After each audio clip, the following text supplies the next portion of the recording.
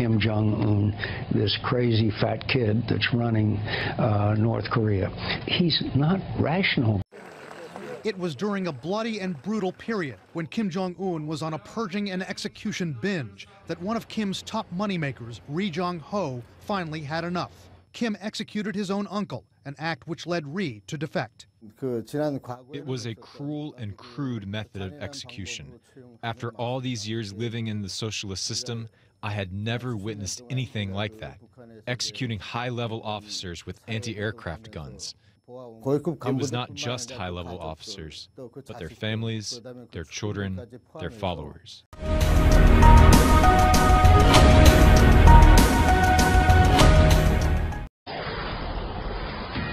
Surveillance video of the moments before the assassination of North Korean leader Kim Jong-un's half-brother is being made public now. Footage obtained by Japanese television reportedly shows a woman coming up behind Kim Jong-nam and holding something over his mouth. You can see it there. You watch closely. Benjamin Hall joins us now live from London with the latest. All right, what more are we learning about the investigation? Well, Shannon, over the weekend, quite a lot of new information coming out, and it does now seem quite likely that this was planned, certainly, by the North Koreans. He warned of what Kim would do if pressured. They got militarily prepared in terms of their nuclear and also chemical weapons. And they had a scenario that if they go to war, they would not hesitate to use these weapons against South Korea. Malaysian police, as you say, are piecing together the final moments of Kim's life, and we can see him entering the airport in a light-coloured suit, crossing the foyer and going to check in. Soon after that, a woman in a white shirt walks rapidly up behind him and appears to lunge from behind and throw something over his head, locking her arms around him briefly before rushing away.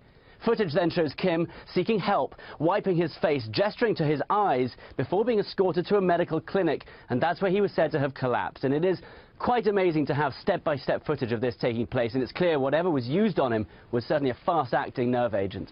Shannon? Okay, what do we know about suspects so far? Well, it's been a week since this attack actually took place, and so far 4 arrests have been made, including the 2 women who you see there now in the videos. But police are also searching for 4 North Korean men who are believed to have boarded a flight to Dubai on the same day that the attack took place, and they are believed to be North Korean agents who were watching the attack as it took place.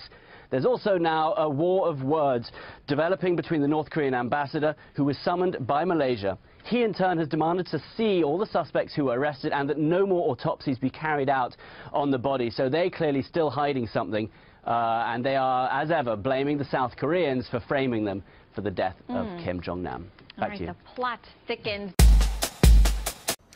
The president of the Philippines, Rodrigo Duterte, is a man who doesn't shy away from controversy, and he's at it once more, this time launching a blistering verbal attack on North Korean leader Kim Jong-un. Duterte's comments come a matter of days before Manila is set to host a regional forum to discuss Pyongyang's nuclear missile threats. Yoo Jin-hee reports. President Rodrigo Duterte had some choice words to share regarding North Korean leader Kim Jong-un, calling him a fool and a maniac who could destroy Asia by starting a nuclear war. His remarks came on the eve of a regional summit set to take place in Manila, which will be attended by North Korea's foreign minister. The security threat posed by Pyongyang's ballistic missile program is likely to be one of the key topics at the upcoming ASEAN Regional Forum. You know, if that guy, I do not think that he is ready, but he's playing with dangerous toys. This is not the first time Duterte has criticized the regime's leader, having already questioned his sanity back in April and urging the U.S. not to play into the hands of a man who wants to end the world. This year, Duterte is the chairman of the ASEAN bloc of nations and will be hosting an annual regional forum, which will bring together top officials from 27 countries. U.S. Secretary of State Rex Tillerson and China's Foreign Minister Wang Yi will also be in Manila to attend the meeting. With the summit expected to focus heavily on concerns over North Korea's missile tests, Pyongyang's Foreign Minister Lee Yong-ho could be facing a few snubs and cold shoulders.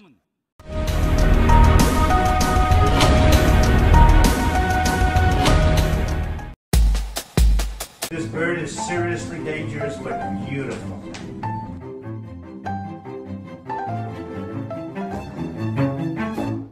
Thank you for watching Right Wing. Your support really does mean the world to me. I hope you have an amazing rest of the day, and I will see you tomorrow.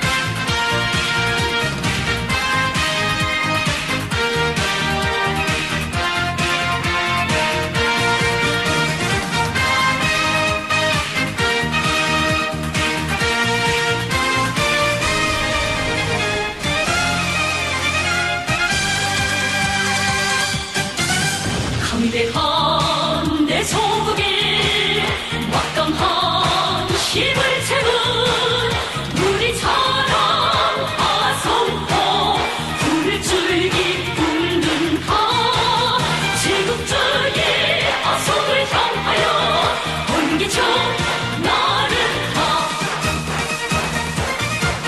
침략자 도발자들 이행성 원리권 성근조선 핵탄두를 들시고 촉치리 그 위력도 한계를 모르는 주지의 아성호